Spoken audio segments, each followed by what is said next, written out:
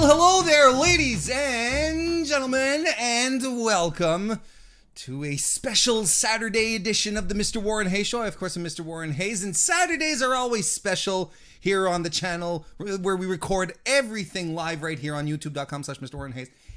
It's special because that means that there's big events coming. There's something huge on the horizon. What is bigger than the biggest party of the summer, goddammit? SummerSlam 2021 is just around the corners, and I'm going to be doing some predictions today, which I like to do. And since it's such a huge party, I decided to invite the biggest party person I know. One Alex Pawlowski that I met over on Fightful. We've done a couple of things together in the past. It's nice to see him again. Alex, how are you today? I thought you were introducing me as the biggest party pooper you know, which is also true. Actually, it's far more accurate than being a party person, because I hate people. Yeah. But I do love to poop. So, you know. Look, if we were going to weight, you know, things right now, I would be on that side. I'd be of the, you know, partying pooping side as well, definitely. Right. Yeah. But Alex, it's great to see you. We haven't done any shared screen experiences for a while, so it's good to have you back. So in case people have forgotten about you, why don't you how could I don't know, for better or worse, I tend to stay in your memory. Oh, that guy, I hate that guy. What? But nobody's like, I vaguely know who this is. No, I tend to make an impression whether or not you love me or hate me. And that's the way I like it. I was going to say. Like, if I want people to rate me on a subjective scale, I want 1s and 2s and 9s and 10s. Get these 5s out of here. I guess he's all right. No, you love me or you hate me, and that's all I want. There you go. I mean, that's the encapsulation of the Pawlowski brand right there. Yes. For real. But Alex is still hanging around Fightful. Tell us what you do. What have you been up to these days? I host the post NXT show on the Fightful's YouTube every Tuesday. This next Tuesday should be interesting because there are a dozen people who aren't going to be on the show that we're sure of. That was a weird thing that happened. Very weird. So yeah, also interesting. They did a soft call up to the current champ and just had him lose a bunch of matches on Raw, while also portraying him as like this world beater who there's no hope Samoa Joe could beat him at TakeOver 36. Please don't watch on Monday nights. So that's interesting. It's a whole different thing there than it was at the beginning when they finally moved to Tuesdays. I took over doing just that show by myself. But I also host on FightfulSelect.com, which is our premium service. Starts only $5 a month. Sean Ross Sapp, the preeminent scoopster in wrestling media, is my boss who runs that, and over there he does all kinds of news updates and things. I host twice a week the Sour Graps podcast, where I review Raw and SmackDown and tear them new ones where suns don't shine, because that's what they deserve. Well, there you go. And if there's one thing that's consistent about it, it's how brilliant Alex maintains his level of, because it's not just wanton dislike, right? Because it would be easy to just come in and say this thing sucked. No, Alex adds some panache to it. Well, my thing is I want the products to be great. Like I would like nothing better than to just watch great wrestling every night of the week. But it's not. It's like unavoidably not. And so I not only do I say, well, this was bad, but I always try to say, this is what they could do to make it better. Sure. And that, I think, is what I try to make sure I do all the time, because I feel like some of it's just either lazy writing or the same rematches over and over and over again. Well, here's somebody you're not doing anything with. That guy's in catering. Bring him out. Here's a little 6-week story you could run with that could be a lot of fun, make both guys look good in the end. You could do that, but you're not going to. And that's kind of how those shows work. Yes, and it's a bit of a recurring theme too, because it's WWE. What are you going to do? But hey, look, we're probably going to be seeing more people since they're divesting themselves of a whole bunch of people. Anyway, whole other topic for sure. But tune in on Tuesday. I'm sure Alex will have a lot to say about these 12 people that were released. But we're going to be talking about SummerSlam today. It's a big one. It's one of the big WWE pay-per-views, and when you look at the lineup, who they've got in, you can tell they're putting a lot of emphasis behind this, right, Alex? It's the first big show, like non-WrestleMania show, since audiences are back, so on and so forth. They want to pack the house, right? Yeah, of course. They're doing it. They I think that it really stuck in Vince's craw. You can only have 25,000 people at Mania, and I think that he wants to pack in as many people as possible, and make it the biggest show of the year for them. So that's why we got Big Billy G. He's got to make his appearance. Of course, come in. And put butts in seats, because nothing puts butts in seats like a screaming bald old man. And then over on the other side, on the blue brand, we got John Cena, who's he's in the biggest movie of the summer probably, and he's feuding with the hottest act on SmackDown. They're trying to do stuff. They're running back some stuff. They've completely overhauled the women's division on Raw with this brand new character, trying to figure out what we're going to do in there. So yeah, there's a lot of options they have to try and make this into the biggest thing possible. We'll see how well that goes, considering on the other brand they're debuting a guy back from 7 years off who might steal their thunder just a wee tad. We'll have to see about that. And we'll probably even have a chance to talk about it a little more in detail on top of that. But yeah, they're pulling out all the stops. They really want. I mean, and you can't blame them. I mean, it's just good business. You don't want the first big pay-per-view with crowds returning to be like, oh, we filled out that 60% capacity. That'd be a complete disaster on numerous levels. But that's where we're at. And I mean, there's a bit of a party going on right now in the live chat. I forgot to say hello to everyone who's joining us live right here this afternoon. Like Mags over in the UK, good to see you. We've got Phantom Mark 82, our boy Ben, how you doing? Flowman here as well. How's it going? JS Brown, nice to see you. We've got Netzab as well. Hello and welcome. Aiden Jones. Evan Wright is here too. Young Drizzy, excuse me. Drizzy and Dizzy, Alex, is not the same thing. I don't know if you knew that. So, I apologize for calling him Dizzy. Well, it's Drizzy. MSC, good to see you. Mr. Fantastic here as well. Yankee Power, Mr. Frets, Chris Jacobs. Packed house as we start moving into talking about SummerSlam. Now, there is a card. We were chatting about this. I was like, there's like three matches announced. So there's a little more than that. Yeah. But there are some that you feel are simmering right now. So without actually going into what's been announced on WWE.com right now, maybe we could talk about potential matches. Because at the time we're recording, it's on a Saturday, we're a week out. There's still some stuff I feel that hasn't been announced yet. Like, for instance, I think Shinsuke Nakamura versus Apollo Crews for the Intercontinental title is a sure bet. Even maybe... It's a sure bet for a pre-show match as well. When I feel like that's where it'll probably end up. Yeah, sure. Why not? I mean, I don't know if they're actually going to go through with actually having the title match, though. I think Shinsuke Nakamura needs to win at least 3 or 4 more contenders matches before he's deemed worthy of a championship match. You got to pin the champion in at least 5 straight non-title matches. We don't call them that anymore. We call them championship contenders matches.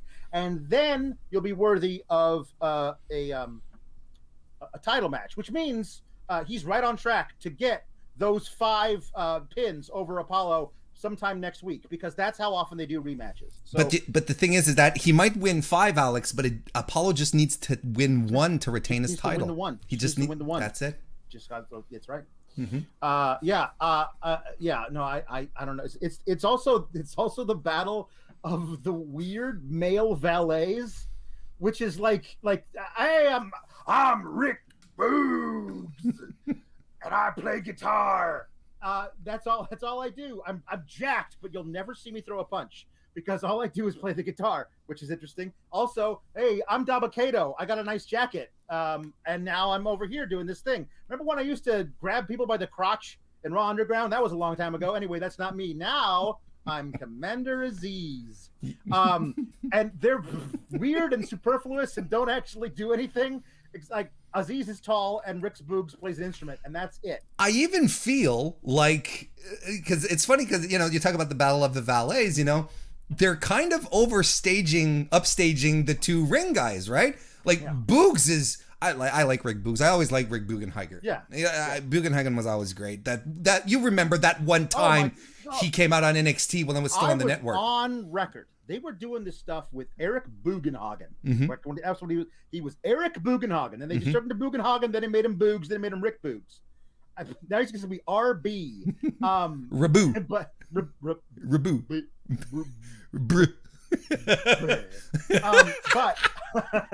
But on the house show circuit, this is years ago, that he would come out and he would do his crazy air guitar entrance. He'd go through the entire fans. They'd all do it with him. It was crazy. He was huge. Everyone loved him. He'd get squashed in like 4 moves by this big monster heel, and he'd be dead in the middle of the ring.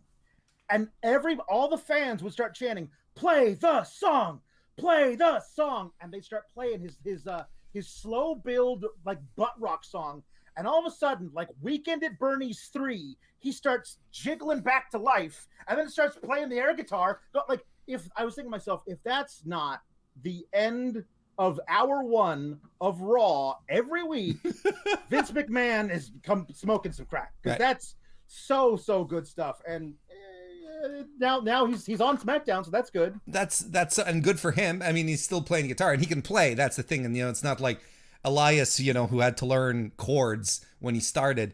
But that's a weird thing. It's like, I feel like even Commander Aziz, I feel they're pushing Babatunde. You call him Dabba-Kato. I'm OG. I'm calling him Babatunde. I feel like they're making a case for him because he's tall, Alex. He's tall, but he's no Omos. Oh, he's no Omos. Omos is tall, you see. Omos is tall. Omos has like 4 inches on Dabba-Kato, which is kind of crazy. And I'm always going to call him Dabba-Kato because I'm never going to forgive them for having him be prominently featured in Shane McMahon's little underground vanity fed. And then, oh, sorry, it's this different guy. Look, he's wearing a jacket now. He can't be the same guy. Don't believe your eyes. It's not the same thing as, who is that guy? It's Dabba-Kato. It's Dabba-Kato. It's whatever. Anyway. Anyway. Yeah. They may be pushing him, but they were fairly quick to get Omos into doing some stuff in ring, as opposed to, I have a thumb. Watch me put it in your neck. Like that's the only thing we've seen Mr. Kato do. And the thumb has this uncanny ability to make you cough. Yeah.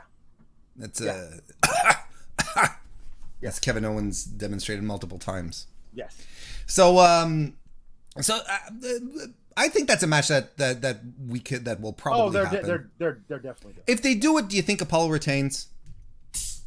No, I think that they've kind of like, because listen, the thing, I mean, yes, sure, why not? Who cares? Like the Intercontinental right, man. Like they did this. They remember the Nigerian drum match where nobody used a drum. Like it was like there was nothing that did, like at that point Vince was like, "We're done with this. I'm done with this. I'm bored now." And Apollo Crews is back there. I'm like, man, I put on the Wakanda accent for you and everything. The least you could do is give me a push, so I'm not just this guy who hobbles out here. Sounded like Eddie Murphy from Coming to America. Like, come on, just let me do something. And he's been in backstage and catering more often than he's been on the show over the last 10 weeks. And he's been losing.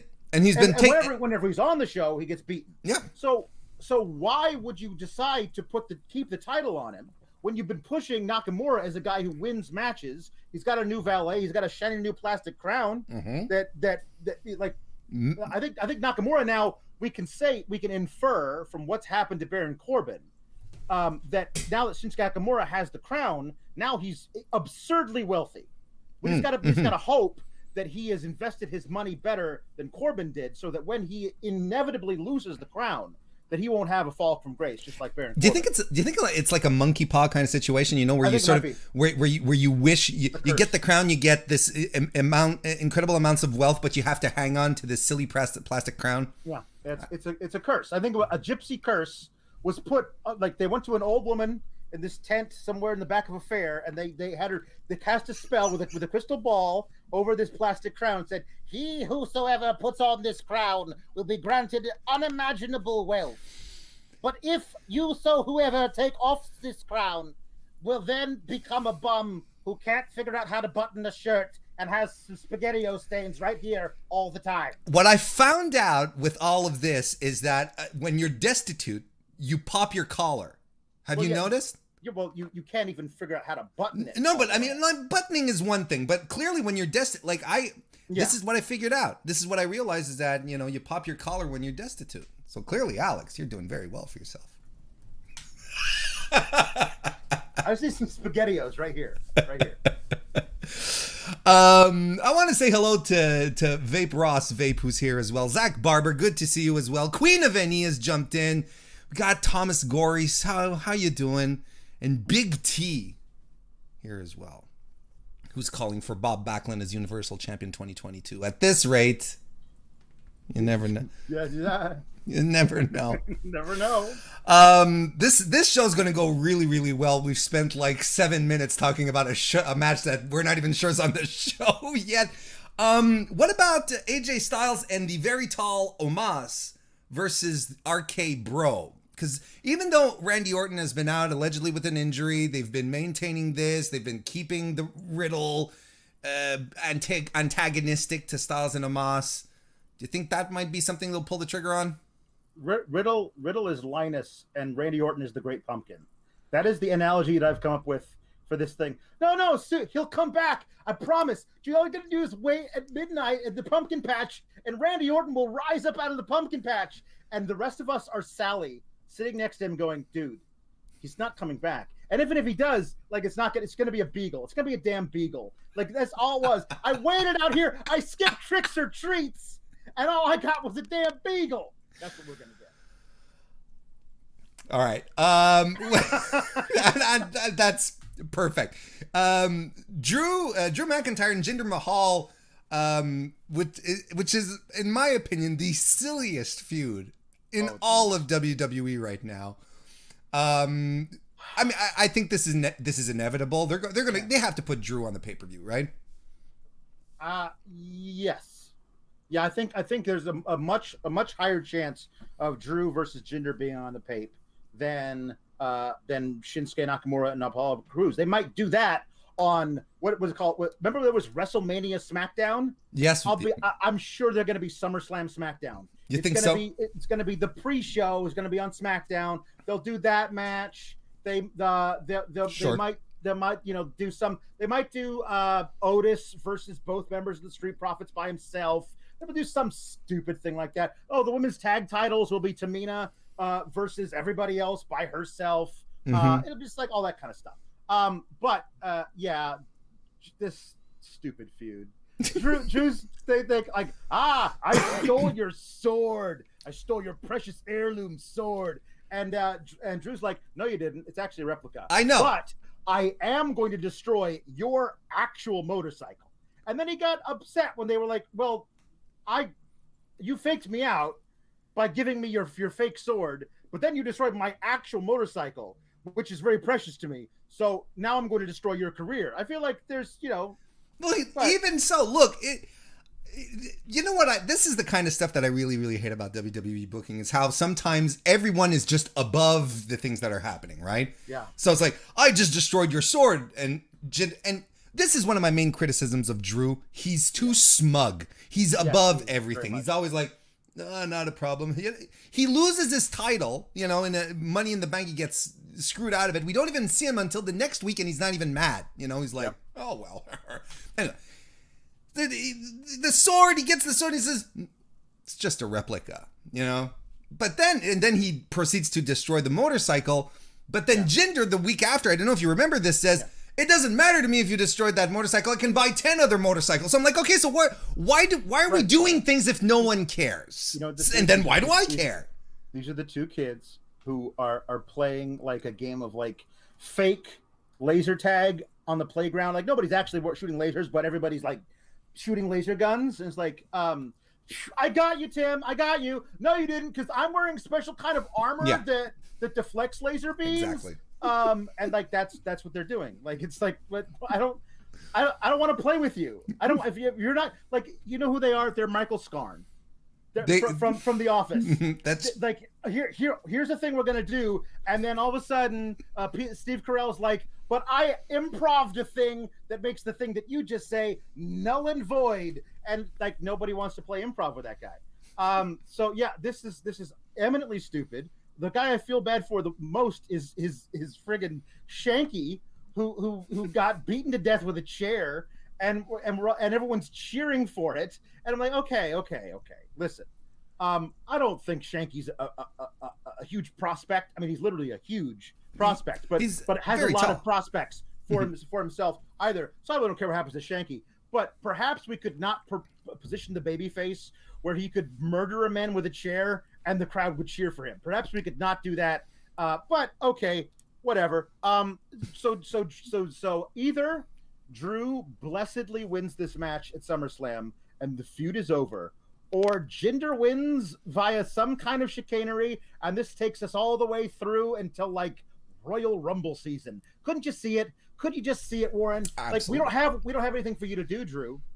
But we're not going to keep you near the top of we're not going to make you US champ. We're not going to keep you like vying for position near the top. We're just going to have you bogged down in this mid-card feud with Jinder that goes absolutely nowhere. And by the time you turn around, it'll be 5 months will have gone by, and you'll still be in the feud. It's gonna get a blow off at like TLC. I was gonna say, like, what's the blow off then? Like, we're getting. It's gonna be like a TLC, like a chairs match. Right. This chair thing is gonna continue. Everyone's gonna hit somebody with a chair for weeks and weeks and weeks. So finally, there's a chairs match. It's Jinder versus Drew in a chairs match. What if we did? You know that terrible stipulation where the kendo sticks. You remember when Alexa Bliss and Bayley did this? Yes. And the first person to get the kendo sticks can use it. What if they do that, but with the sword? Yeah, the sword's on one pole, right? And on the other pole is a motorcycle. The first guy to go up and pull down the sword of the motorcycle gets to use it on the other guy. It's very obvious. I think it'd be great if Jinder got the sword at the same time Drew got the motorcycle. But like Drew knows what to do with a sword, right? That's his signature weapon. And Jinder's the one who knows what to do with a motorcycle. So they have to figure out a way to use the other guy's weapon against their opponent. It's all psychological, man. Oh, that's hilarious. Thank you very much for that, Alex. Look at us, and we'll actually move on to the card, to what's been announced at this point. Unless there's some... Do you think they... Look, okay, let's say between let's say Sheamus and Priest and Alexa Bliss and Eva Marie. Do you think they might do something with... What do you think they go for? I shudder to think where this Alexa Bliss Eva Marie thing is going. Ditto. I really do. I have no idea. I don't think it results in a match. I think it might result in a segment at SummerSlam, like Eva Marie's being chased around the stadium by the doll. Oh, and they just pre-tape the doll chasing her all over the stadium, and then she has to trip over herself. Yeah, trip over herself, and then she gets locked inside a room with the doll, but the doll's only in the reflection.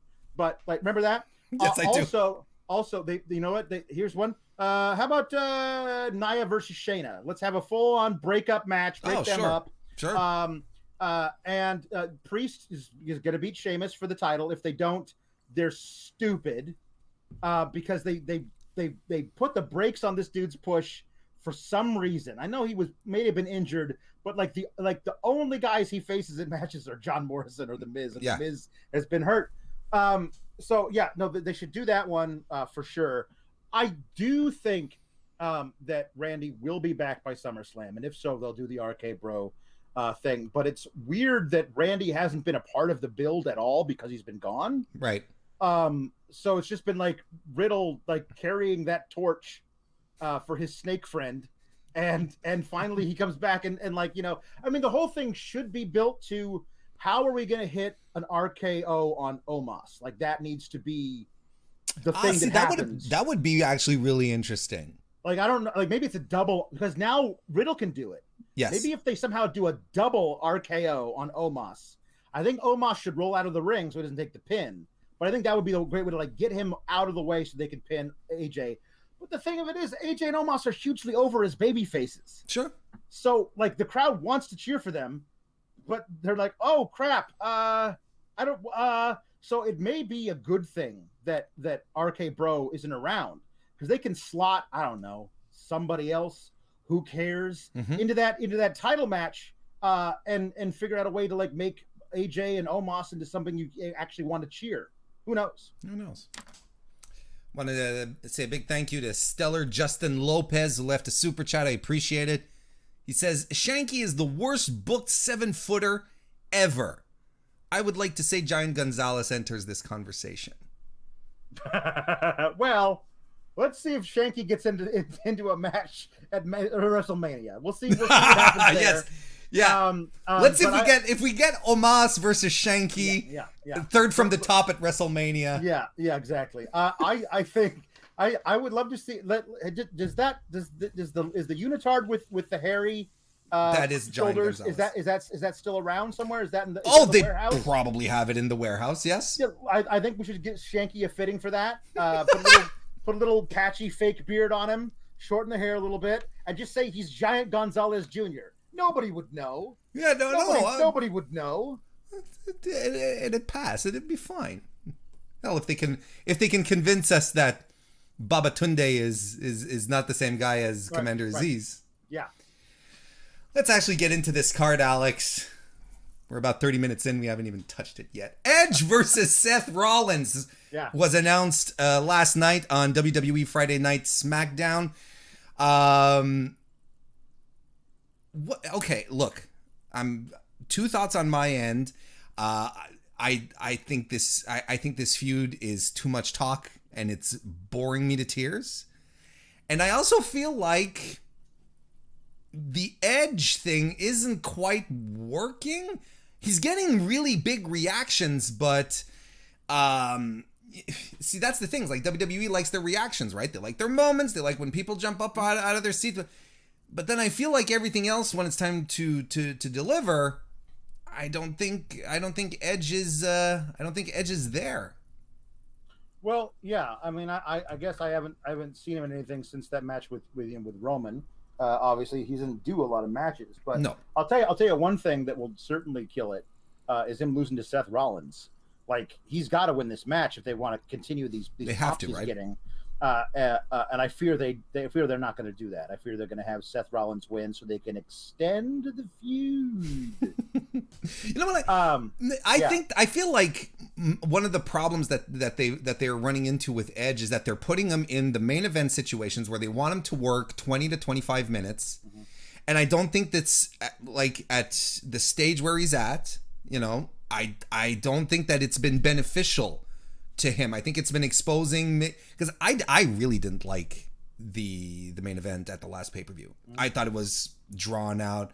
I thought that they were trying to do a style that works if people are really invested into those two people, and I don't think that was the case. I feel like if they give Edge shorter, punchier matches, let's say a 10-12 minute match, I think he'll be better served than that. I don't think he has to be in the main event. He can be in the upper tier, wrestling great matches, but like he not like 20-25 minute affairs. I don't think that serves him. Yeah, no, I agree with you. It's just, when was the last time Seth wrestled a match that wasn't 20 or 25 minutes in a big pay-per-view? Which is also true. Yeah. Like, I don't think I think now they're like, well, we got Seth on this card. We can pencil in like with entrances. That's a good 35 minutes we don't have to worry about. Like, everything else we can figure out around that, because that's what Seth does. Right. And I agree with you. with Edge for that reason. That like you don't need to make this guy who's gone through so much with his body push himself through that limit for that long. You don't have to do that to him. I agree with you for that reason for Edge. For Seth, it's a different reason. Yeah, because Seth, that's true. When you give him that much time, he takes so much rope and just winds up hanging himself because it's like I think I would love to see like a really great Seth Rollins sprint, like 12 minutes with somebody else who can go and just let him go. I mean, that was the thing with like Cesaro, the Cesaro matches. It was like all this psychology and stuff. And like, just give me Cesaro, give me Seth Rollins at the height of their powers, trying to kill each other for 11 minutes.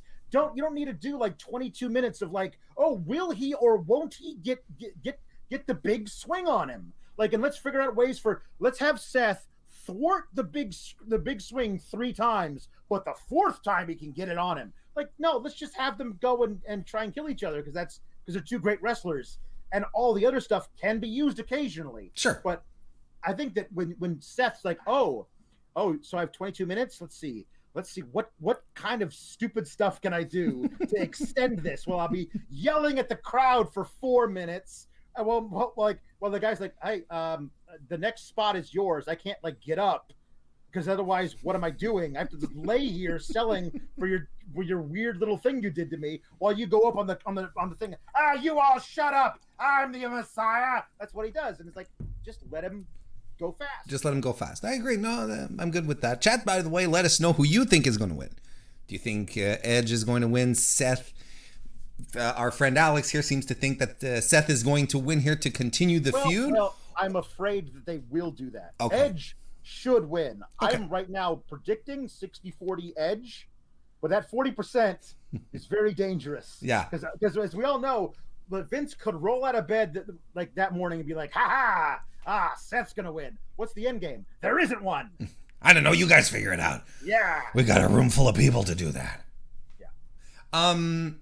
I'm of the opinion that this feud is not going to end at SummerSlam, but I think they are going to. I'm in agreement. I think Seth is going to win because I think they're going to want to start positioning Seth a little higher in the card to eventually go after Roman. I think that's something that they're heading towards. Yeah, I'm not looking forward to that. I'll tell you that much. I don't need this obnoxious heel Seth Rollins versus very calm, cool, and collected heel Roman Reigns. It's not going to work, not the way they're going to book it. So it's just going to be really, really, really bad. Where like if you could figure out a way to make one like to get like because it always was babyface Roman versus heel Seth. That was the thing that they did for years. Yep. But the thing, they can't figure out how to make babyface Seth work because they don't just let him go into the ring for 11 minutes and show how great a wrestler he can be. They always make him fight from underneath for 25 minutes. Like it just becomes a slog. So if you can figure out a way to get babyface Seth out of this in any way, I don't know how you're going to do it. But if you can, I'd be totally down for a role reversal Roman and Seth where they're on the opposite ends of the spectrum. But I don't need to see. Honestly, I want Seth on a different show than Roman after the draft because I don't think that pairing can work. And I think you're artificially keeping Seth down on the card because he can't work Roman the way they're working right now. I agree. No, I agree with you. That's some good points.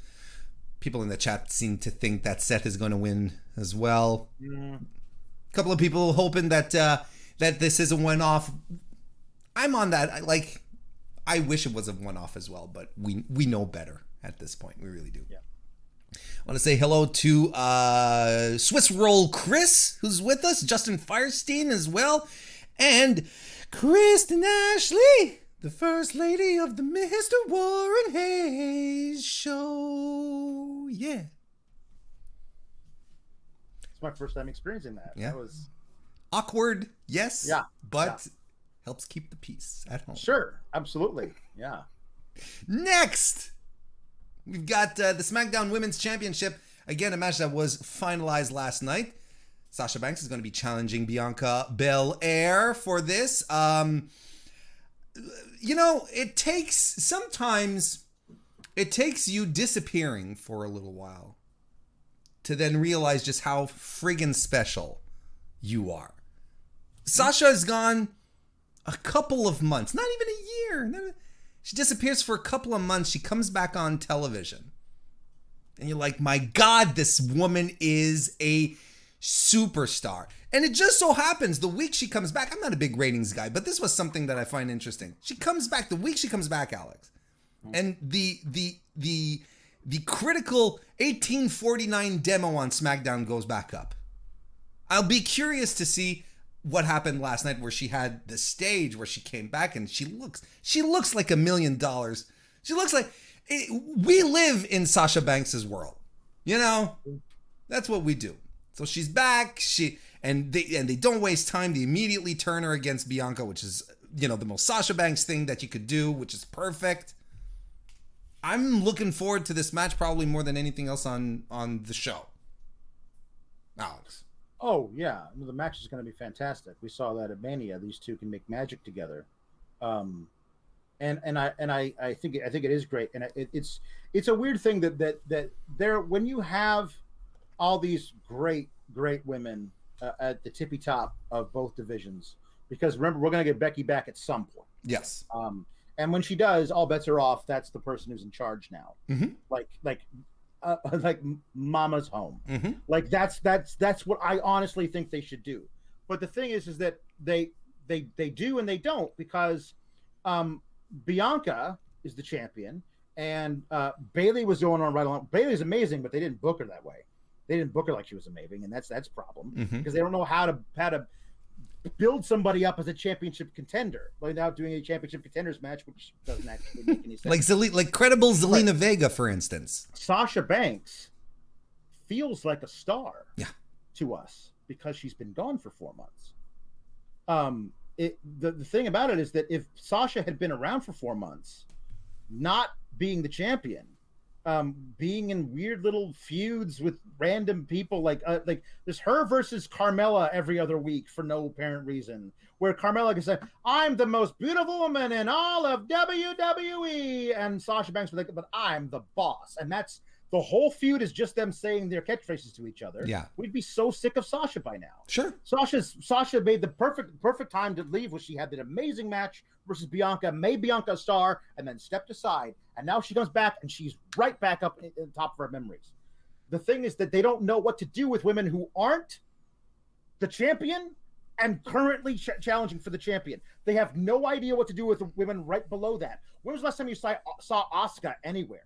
Oh, no, I know. Asuka's great, but she's never on TV. They don't heat anyone up. See, this is the thing. Like, we can get into the Liv Morgan argument, right? We literally can at this point, right? Where it's like, she doesn't need to be challenging Bianca for the title. They could just be heating her up, giving her matches, letting her have wins, but decisive wins, not half-ass little. Well, she squeezed out one here, building her up so that she will be the next challenger in line, so that people won't reject her when. Yep.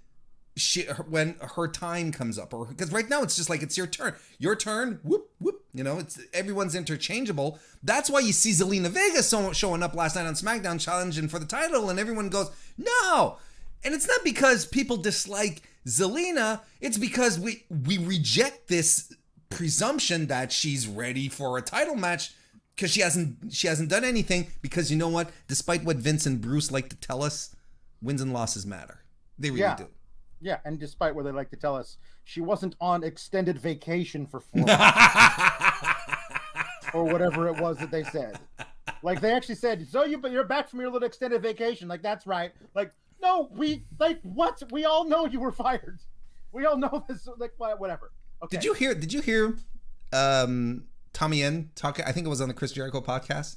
No, I didn't. Where he was talking about Zelina, and he says they fired her, and but they got back into negotiations because she wanted to go back and work with her husband. Mm-hmm. Oh, perfect. Yeah, perfect. So this is the thing. Zelina comes back and gets beaten by Liv. Her first night back. She loses. Yeah. Clean match. Well, was that might have been one like Liv? No. That was her debut. Okay, no, I know it was her debut, but it might have been Liv like putting her foot in the ropes and be like, "Ha, I gotcha," because they do that to where they like, it's okay if babyface does it, but only if it's like, but you would have cheated because you're the heel, but I'm doing it because I'm smarter than you. But whatever, she loses that match. Then she's the opponent for Toni Storm during Toni Storm's first match 2 weeks ago. Toni Storm beats her, squashes her in 2 minutes. Nobody's made a peep about Toni Storm since when she looked that great against a person who then gets like a title consideration opportunity, at least a championship contenders match. Where's Toni Storm? I mean, I know the answer is like she's eating catering, but where's Toni Storm? Like, you just brought her up. You had her win her match in amazing fashion. People like that finishing move she's got is super over with the crowd immediately. So how are you capitalizing on that? Oh, wait, you're not. Liv Morgan was the one, I believe this, the one woman, universally, everyone said she, not only does she have a fantastic storyline to be Women's Money in the Bank winner, but I want her to win that belt. Her, in her current iteration, is perfect for what this is. We feel bad for her because they fired her best friend and tag team partner. Let's see if Liv Morgan can really shine. Oh, you know what? She's got a lot of charisma. I like her. She's a natural underdog. This is perfect. Let's do it. Put the stamp on her, put the briefcase on her, and let's see what happens. She lost that match. She was part of the briefcase, the match. She lost it. She hasn't been seen since. You did all this storyline work where she was like, oh no, I belong in that match. And then she finally proved she did belong in the match. She was put in that match and says, all right, I'll show you. And everybody, when she got her little fingertips on that briefcase, people went crazy in that arena. Yeah. They wanted it. And it's like Vince was sitting there going like, oh, no, you don't know what you want. I know what you want. And obviously that's how it works, because where's Liv Morgan this whole time? She's a perfect, like, it's insane to me. Like, you could do something where I hate 50-50 booking, but you can figure out a way to do a little de facto best of 5 between personalities like Liv and Zelina.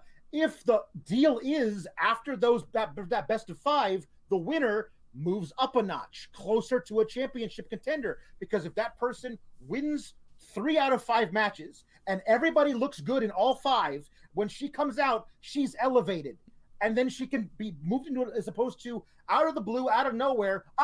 No, you're not jumping me in line. Who said you were in line to begin with? Like, where is this line? Yeah. No, I agree. No. Liv has an organic fan base. She just has people who just naturally love her and are super passionate about it. And she has people like me who have always been doubters of her, who through that storyline and her performance in it, the few weeks leading up to Money in the Bank, said, I was wrong about Liv Morgan. I believe she's the right person to win this briefcase, and I'm looking forward to seeing what happens with her after she inevitably wins, because there's not another choice in my mind. And then nothing. So you swayed me, a Liv hater, to being a Liv lover, and now I don't get to watch her on TV. Well, what was that whole thing for then? Well, exactly. If you don't care, why should I care, right? Yeah. It's kind of one of these basic precepts. That's right. Chat, by the way, let us know who you think is going to win. Is Bianca going to retain, or is Sasha going to walk out with the title here? And I'm going to pause the question onto Alex himself here. I feel like it's a bit of a tricky one though, because there's a case for both. Oh, there's a case for both. I don't envy the loser of the match. No. Because Sasha can't go back on leave for 4 months and stay hot. Like, she'd have to come out and cut the same promo they write for her every week about how she was robbed or whatever. And Bianca, we've really never seen her in an extended period on the main roster where she wasn't either off TV almost entirely during the pandemic, or wins the Royal Rumble, is the hottest thing going, becomes the champion, has been the champion ever since. We don't know how they book Bianca when they're not booking her to be a world beater. Exactly. So, and I'm worried about what that is. You know what I mean? So, I honestly, I don't know, but it feels like a match you could do. I don't think they're going to do it though, because I know what the reaction to Becky is going to be. The Becky's going to get a huge reaction. Sure. She'll be babyface forever. No one's ever going to boo her. So it's probably better to put the belt on the heel before Becky comes back, because I don't know how they WWE books Bianca versus Becky. I know how another promotion would book it, and it'd be pretty great.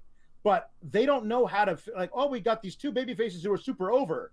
Better have one start cheating or saying mean stuff. You know what I mean? Being a bully. Yeah. Go back to those surefire ways.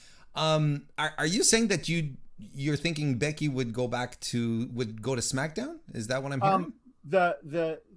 The internal rumblings are that they haven't decided where she's going to go yet. And the other thing is that, like, you could easily say, because this is the truth, before she became Raw Women's Champion, she was contracted to SmackDown. Yes. She just lost the SmackDown belt first and stayed on Raw. Yes. So, like, she never really left SmackDown. She's been the Raw Women's Champion. She's never been on Raw where she wasn't the champion of Raw. So that's an interesting thing. SmackDown's the big show. It's the one on the network. That's the thing, is that the reason it hasn't been decided yet is because USA and Fox are deciding it, because they're like, okay, well, if you get Becky, then we want these people, and that's probably why they're going to be a draft. So there's a storyline reason to be like, well, you can't have Becky and this person. You can have Becky and Roman. That's not allowed. So if you get Becky and Roman, then we want these 9 people. Like, it's going to be something ridiculous where they're going to be this trade, like it's GMs on draft day trying to figure out who's going to get traded where in a 4-team deal. But there's no other 2 teams. It's just 2, because no one's getting drafted to NXT. I'll tell you that. Do you think the Fox Sports robot is going to be part of the draft again this year? Probably. Yep. And the Raw drone. You know, the Raw... the Raw drone. Yeah, he's going to be dropping in all the picks. I think Sasha gets it back, because I think there's something compelling about the chase in regards to Bianca, and I think it's good. And we don't have to run the program immediately after again, although we know how it's probably going to go. They haven't positioned anybody else to face Sasha. They really could just use Bianca to help warm up other people. Not have her job out or lose, that's not the point. Just warm up other people. Right. I mean, here's what they could be doing now. They could be doing your little Liv Morgan versus Zelina Vega feud, with Liv Morgan coming out on top, and then Sasha gets the belt from Bianca, and Sasha gets a little real quick program with Liv Morgan to further elevate her. She can look amazing in defeat to Sasha. So you don't have to do Sasha versus Bianca for 4 months in a row. You can do Sasha gets the belt back from Bianca. Sasha does Liv for a while. Bianca comes back into the picture, and that way we're not seeing like, oh my God, again and again and again, like we're doing with Rhea and Charlotte, who've been in pay-per-view matches for like 4 months in a row. Kind of feels like Big E and Apollo Crews, the female version of it. Nothing that bad. I want to say hello right here to Cyclops is better than Wolverine. Nice to see you. Always a controversial avatar name to have. And 5th generation Carney Joseph with it is here as well. Nice to see you. And Vape Ross Vape. Excuse me. Nice to see everyone.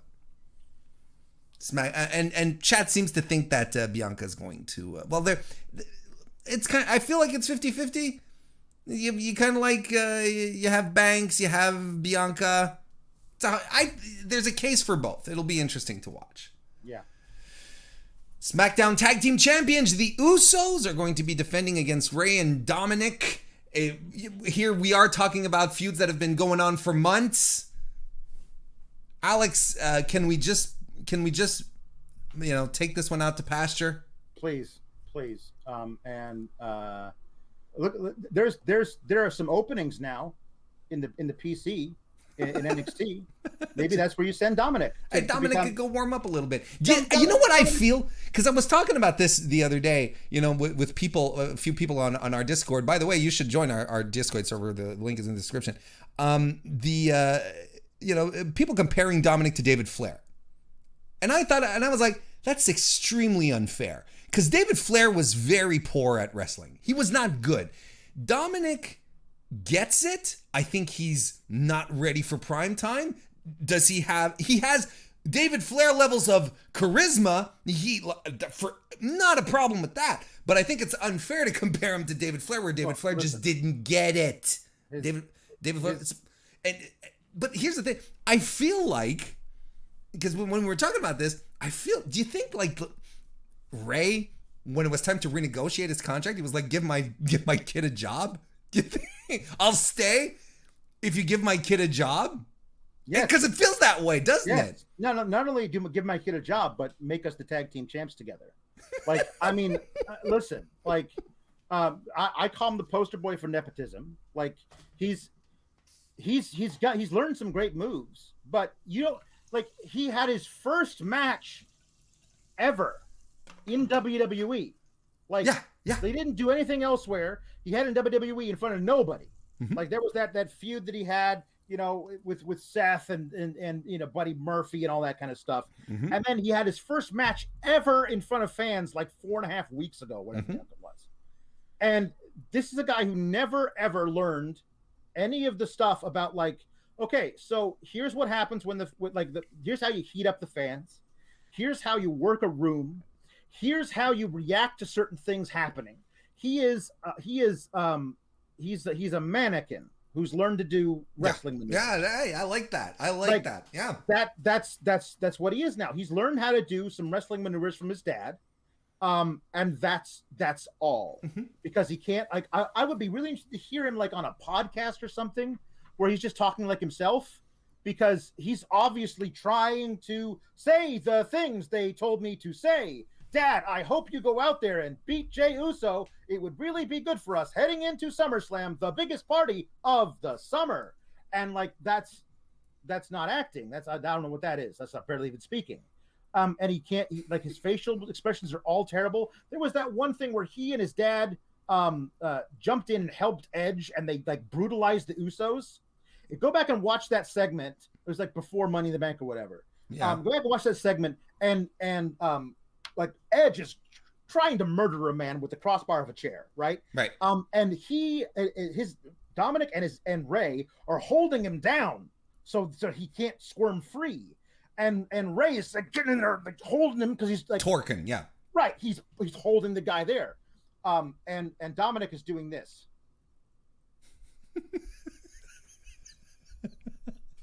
Like, he's not acting as though he's like struggling, because Jay's not struggling, because otherwise you could pull a muscle. But you have to act like he's struggling. And you also have to act like it's hard, or like you're really angry at the Usos for costing you your tag team title. Yeah. Or whatever. Like, nothing. He's just like, is it over now? Like, and nobody taught him how to do any of that stuff. It's not second nature to him. I don't know why. Like, maybe it's because his dad wrestled in a mask for all those years. Maybe. So when he watched his dad's matches, he wasn't, as a kid, he didn't learn how to like grimace and celebrate or whatever. When like little kids watch Roman Reigns, they know when to go, ooh, ah, they know when that is. But maybe that's it. I don't know, but he ain't ready now. He's just not. And I think that they can, I'm not saying he never will be. I'm not saying he's never going to be a wrestler, like I would say about David Flair. I think Dominik has potential to be a very good wrestler one day. Sure. A total package wrestler. But he has to go back to the beginning and learn all that stuff, because he hasn't learned it yet. Yeah, there's finally some lockers that freed up at the PC there that he can use. A shout out to Kushida for probably getting his own locker now at this point. I would hope. I think so. Anyway, look, those are our thoughts on Dominik, and I think ultimately Dominik is always the talking point when it comes to this feud, because there's no other talking points to have in the Usos versus the Mysterios, because it's been the cookie cutter tag team championship feud leading up, singles matches every week. I mean, it's just it's a routine, and it's boring, and I can't believe that then we're supposed to sit around and accept the fact that, programming 7 hours of live TV is so hard when you're literally just doing copy paste. Like, there's no thought that goes into this, Alex. This is just like, throw this together. I was so excited for when Jimmy Uso came back. Sure.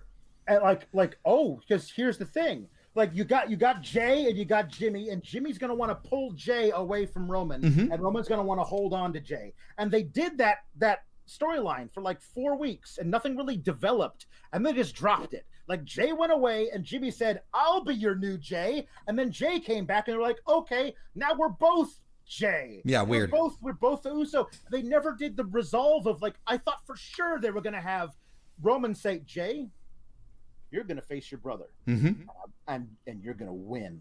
And Jimmy, if you don't win, you're out of the family." Like, that kind of make them fight, like, because Roman says they gotta. And the moment that, like, there would be a moment in there where they decide, looking at each other, why are we doing this? Shouldn't we be fighting that guy who's standing outside? And you could have them band together against Roman. Like, maybe they're still going to do that eventually, but right now it's like, hey, we're back together, I guess, let's fight. And it's like there was no moment where you saw Jimmy flip the switch from, I'm anti-Roman and I want to be back with my brother, to I'm pro-Roman. Oh, hey, here's my brother. Like, there was no moment where that thing happened. Where it clicked. And so that has taken away all of the interest that I had in the Usos, which sucks because they're great. I want them to be tag champs more than Rey and Dominik, but then what? Isn't it sad when you think about it that, you know, when the Usos are legitimately, probably, quite assuredly right now in WWE the best tag team that they have, probably still one of the best tag teams in the world, and we can't get excited at the prospect of a match. Well, I'll get excited for a healthy Montez Ford leading the Street Profits versus the Usos in that 4-month feud. I'll get excited for the first month of it, and then they'll drive it to the ground. They'll drive it to the ground. Yeah. Want to say hello to Ikhtiar Hussein. Good to see you. Apologies if I butchered your first name. I got another super chat from Stellar Justin Lopez. Thank you very much again. He says, I think Omos and AJ versus RK Bro has been cut from SummerSlam, and this is why we're getting this. I hope I'm wrong. I really wanted to see that tag match. Well, I guess it'll depend on Randy's status, really. His injury and whatnot, because I think they still have time to put it on the card. I think certainly. Listen, there's 2 more Raws now.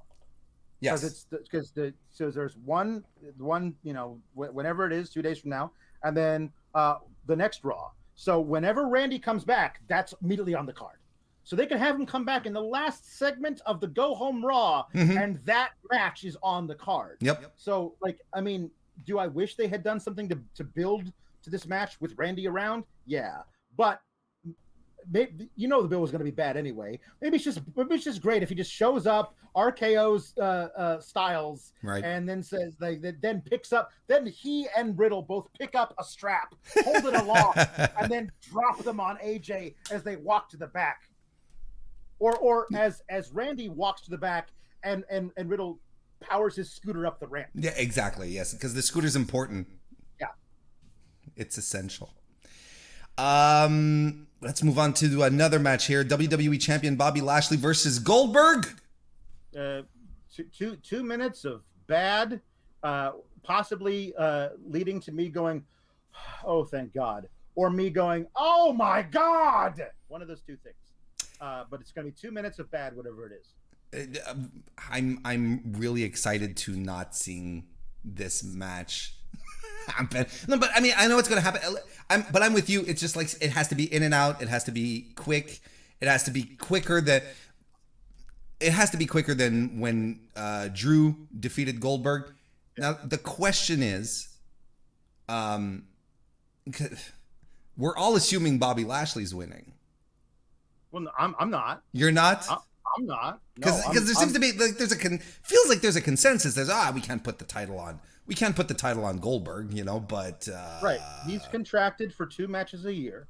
This is his 2nd match because he did the one for Royal Rumble. But there would be 3 title matches he would lose in a row. And I feel like you can't keep bringing him back match after match after match and have him keep getting these title matches if he loses every single one of them. And and knowing Goldberg, that probably eats at him too. Yeah. Yes, it does. And I don't know. Listen, here's something they could do. They honestly could. And I think that it sucks, but I think they could do it. Let's say they realize that Jinder versus Drew is a hot mess and it's terrible and it's never going to get much. Well, just have Drew beat Jinder at the pay-per-view. And then you have Goldberg beat Lashley. Now, Drew can't face Lashley for the title, but he could show up the next night on Raw and challenge Bill Goldberg and say, I beat you last time, Billy. I bet you I can do it again. And Goldberg's not going to take that lion down. So then you have Goldberg versus Drew. Mm-hmm. Drew gets the WWE title back, which I don't want to see. I like Drew McIntyre. I don't like this iteration of him at all. But at least that's the way. If you want to say, well, we love Drew, he needs to get his big match won in front of fans, let's have him beat Bill for it. The match he was supposed to do in front of fans at WrestleMania 36, we'll have him do it at, I don't know, Clash of Champions or whatever the hell it is. Like, we'll have him do it there. I just want this over with. I do too, man. They listen, everything for me, everything with Lashley kind of started to like head downhill once Vince, for no reason, took away his friends from the group. When the Hurt Business broke up, I was like, well, this doesn't make any sense. Now, he became champion without them. Like, he became champion after they had been kicked to the curb. But like, I always wanted to see that. Like, those three guys in the suits with MVP and the mouthpiece, they're all dripping with gold. They'd be perfect. And they never let us have that. But that's the thing, right? It's this weird thing in Vince McMahon's mind, that the alpha male can't have any help, right? Like, the big baby faces don't have friends. They don't have people watching their back. So if you're a top guy, if you're a top guy in the company, you don't get help. You just don't get help at all. Yeah, friends are for losers. Exactly, they're for beta soy boys, Alex. Nobody ever helped me on my way to the top. I did it all myself. The Raw Women's Championship is also going to be on the line. Nikki ASH, the champion, will be defending against Rhea Ripley and Charlotte Flair. You have thoughts in regards to Nikki Cross's new persona and push. Alex, it brought her the title. They must be doing something right, Alex. It brought her. She's a champion now, Alex. Yes, she is. She's a champion with a gimmick that is designed to sell masks and Halloween costumes and capes with a little butterfly with lightning bolts coming out of it. Mm-hmm. And all manner of lunch boxes and T-shirts and everything. They don't have a single shirt for Nikki ASH. They don't, not a shirt, not a nothing. They got plaques, commemorative plaques that you can pre-order that will absolutely get sent to your house after she's no longer champion. Mm-hmm. And they have old Nikki Cross shirts, which it's a terrible shirt. It's like a disembodied mouth, saying he, which I never heard her say he. If they thought for 1 second when she came up with this gimmick, this is great, we're going to use this. We're going to push it. It's going to sell to kids. Yep. We're going to make you the Money in the Bank briefcase champion. The next night on Raw, you're going to pin the champion, and you're going to have a good little run at or near the top for the next year as this ASH character. If they thought that for 1 iota of a second, she'd have merch coming out the wazoo right now. Sure. Because the kids love her. The kids love her. Absolutely. Mm-hmm. So those kids will go to a merch stand at whatever little house show you're running, and they'll walk up to the merch stand and I want to get a Nikki ASH shirt, and the people there are going to say, "Sorry, kid." Like, you did. You just ruined some kids' dreams. Now, I know you ruined a lot of kids' dreams last night too. Those kids were older; they're in their 30s, but they still had dreams too that you ruined. You ruined some small child's dreams. Like, this is the thing.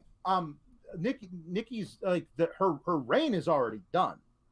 Like they proved that with the way they've been booking her. Like, I loved the finish of the match on Monday, where she used her brain to get out of the way of Charlotte. She didn't hit her with a magistral cradle or a flying crossbody. Mm-hmm. She did her old finishing move because she knew it had to have some impact to put Charlotte down, and she beat Charlotte.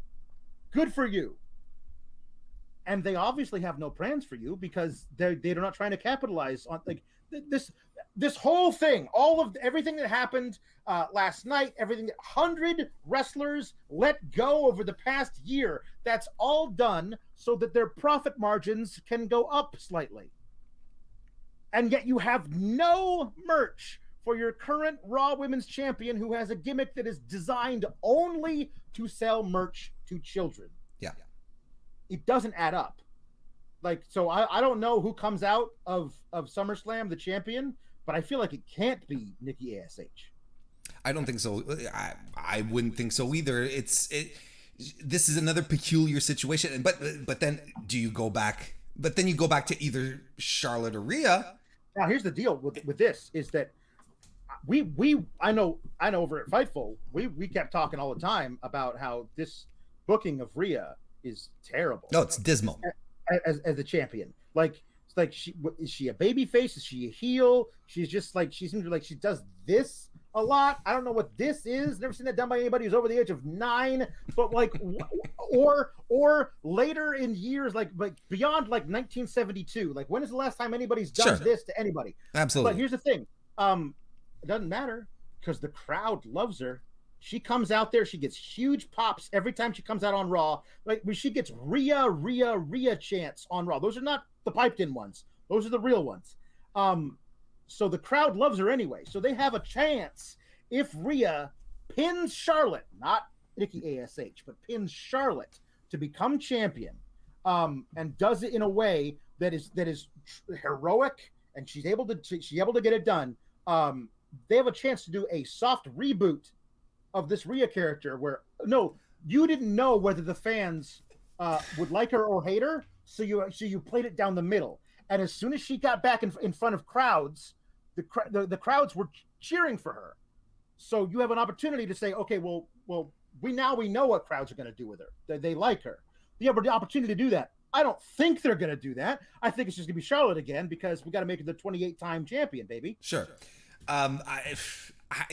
Could they do another reboot?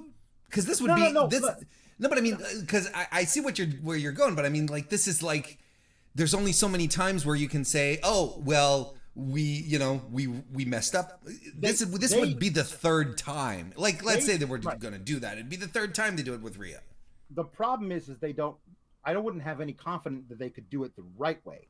Sure. They'd start writing promos for her where she was like, oh, shucks, gee whiz, thanks, guys. It's so nice to be out here in front of Name City here. Yes. Like, they should have her be what she was in NXT. Yeah. Where she was a ass-kicking babyface. Just as simple as that. You loved watching her come in and wreck everybody. Mm-hmm. And it was great. And you loved watching her. And she wasn't doing anything to, like, get over in front of the fans, but she wasn't being a heel either. And they just let us root for her. It was the reason why I was so excited just that she was being called up, because I was like, you can't ruin this. Look how over she is. All you got to do is just do exactly what they were doing with her in NXT. She'll be your biggest star you've got in the company by the time she's 27 years old. And they just didn't do that because, NXT doesn't exist. Because Vince then has to put his hands into the soup and be like, oh, well, I'll Vince it up a little bit. What a great visual of hey Vince, you want to come in here and taste the soup, see if it's good? Here's the spoon. No, I got it. Need salt. Need more of this. Vince. It needs heat. He's just pouring in chili powder and paprika. Just The chat is pointing out that Lily currently has more merch than Nikki Cross, which is wild.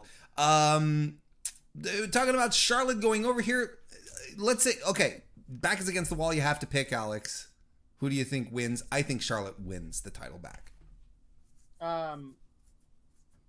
Yeah, probably. I think that's what's going to happen. Yeah. As opposed to what we'd like to see happen, which is two different things.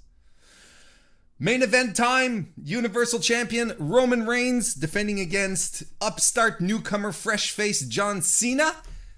Who earlier this week was talking about, right on an interview, and I know you saw it too, something about, WWE can't always depend on old faces, old people. They're going to have to elevate new folks while he's in the main event. I appreciate his level of self-awareness here, on that level, because I'm sure he himself is like, look, they're not going to be able to call me in all the time anymore. And I personally, I'm surprised that they have him in for all this time for a big main event match.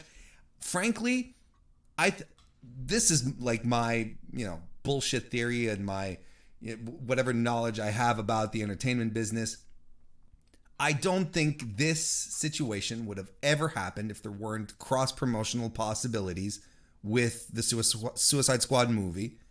I think the studio saw a good opportunity to be like, oh yeah, let's get Cena out there more.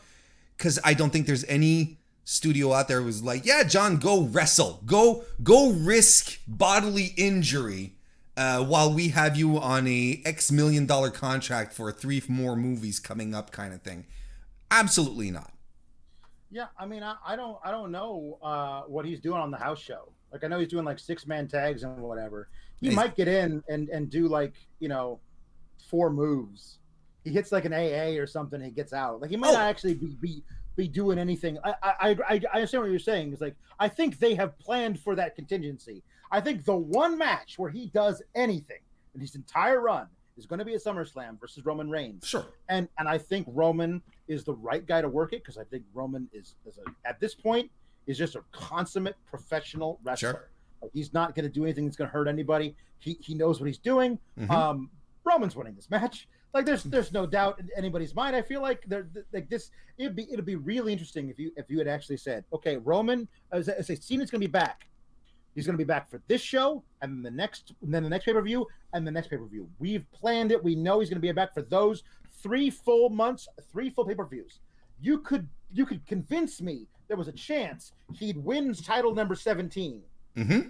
Especially since Flair said what he said to Vince. If Flair was like, "Hey Vince, I want out," like that's the scuttlebutt that he was like, "Vince, the booking is terrible. Can we do something about this?" And Vince is like, "Go screw, old man." And Flair's like, "Okay, sweet, bye." And so Flair's gone now, and he's probably going to wind up on the other show, which I'm sure is going to piss off Vince. So Sure. What's Vince going to do? As soon as he possibly can, somebody's breaking that 16-time world champion record. Somebody's doing that. Oh, and absolutely. The next guy up is Cena. So I just want to point out here that on WWE.com, they're advertising the match as the head of the table to clash with 16-time world champion John Cena. Right. That's how they're advertising it right now. Yes. Yeah. So if he were to win, he would break that record. Yeah. But I don't think he's sticking around. I don't think they have that luxury because of stuff he's doing. No. He's supposed to appear at the Madison Square Garden show. Maybe that's what they do. Maybe they have him win the title at SummerSlam, defend it at the Madison Square Garden show, lose it, and just screw off back to Hollywood. Like, they could do that too. What I'm saying is, you could convince me absolutely of a little mini run for John Cena with the title one more time, especially since Vince hates Flair now. Sure.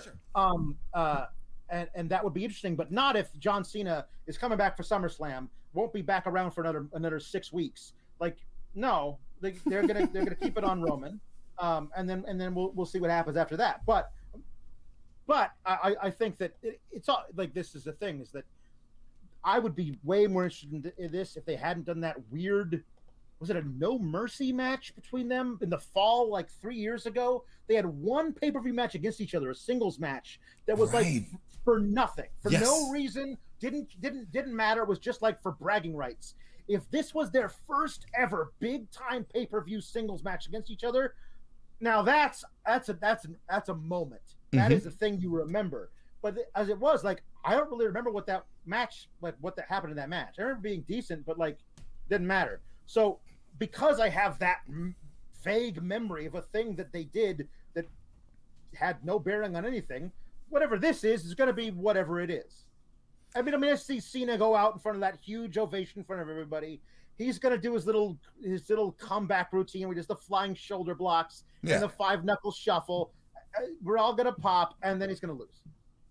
So, counterpoint. Cena wins.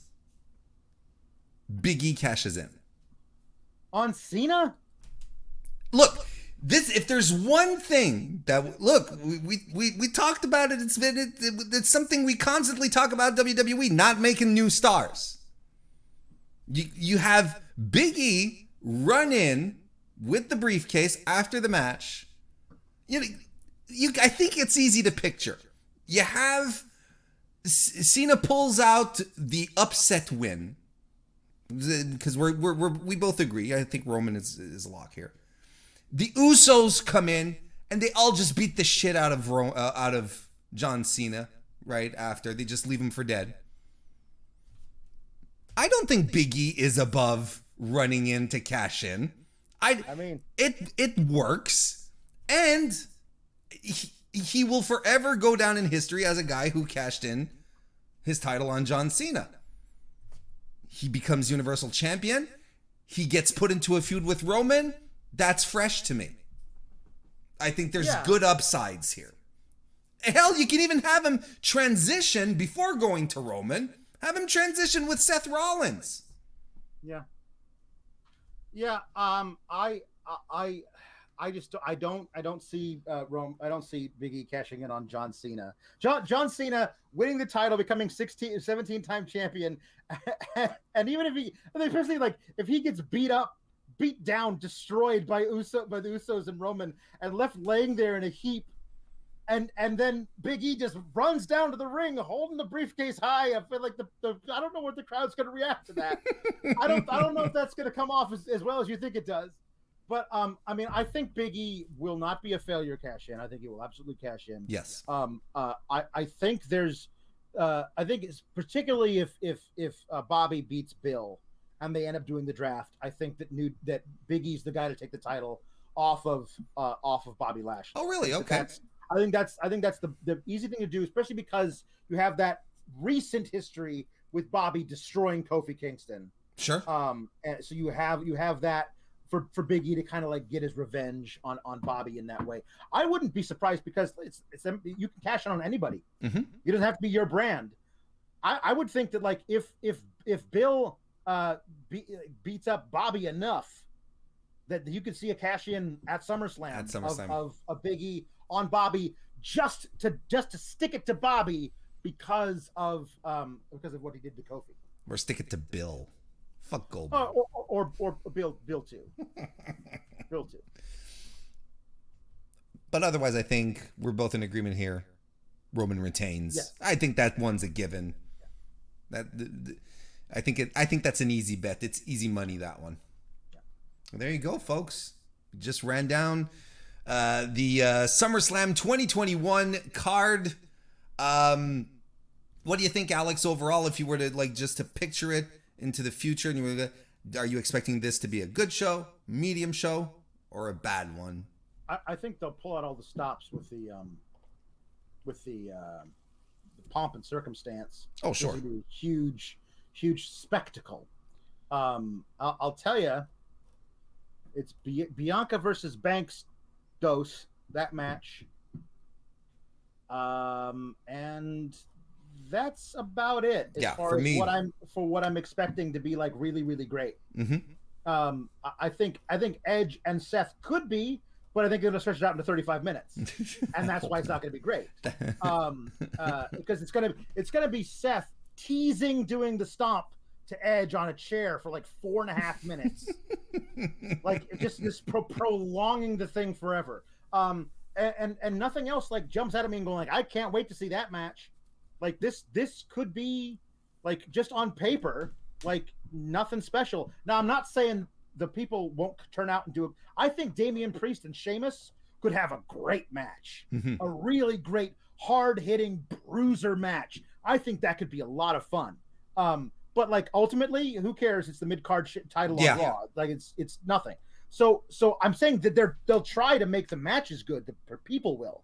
But the booking of like this build to all this stuff is like, I don't really necessarily care. And the thing of it is that you have to remember, like, the night before this happens, CM Punk is coming back.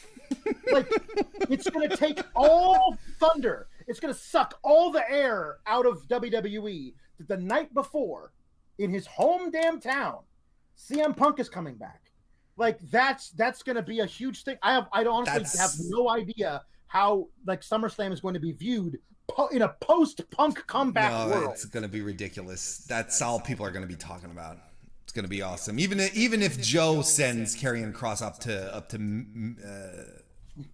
up to Maine on Sunday, I don't think there's anything bigger that's going to happen for sure. Golly gee, Alex, we just went through the whole card. I appreciate it. Thank you very much for joining me. I really, really appreciate it. Felt like putting on an old pair of slippers. Well, I'm glad I can warm your feet this evening. Keep those tootsies warm. There you go. Yes, yeah, absolutely. Before we go, why don't you let everyone know where they can follow you, follow your stuff, and make sure they don't miss a thing. Yeah, you can follow me on the Twitter at Alex Sourgraps. I'm actually doing my SmackDown review tonight on FightfulSelect.com. And also, most of the show will just be me talking about these NXT releases and wondering what the hell's up with the world. But I will definitely be talking about last night's SmackDown and how they already have a challenger for Roman for Night of Champions or whatever it is. Clash of Champions? Clash of Champions, I think, yeah. Night of Champions? I think it's Clash. Nash of Champions. I'm going to call it Nash of Champions. Kevin Nash of Champions.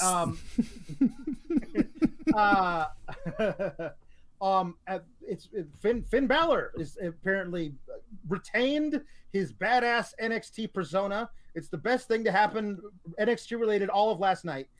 So we'll see that apparently they're building him. He smiles more though. He's back to smiling. He has to smile on. No, he smiles, Alex. He smiles more. He smiles more than he did in NXT. Yes. In NXT, he just scowled. It was just.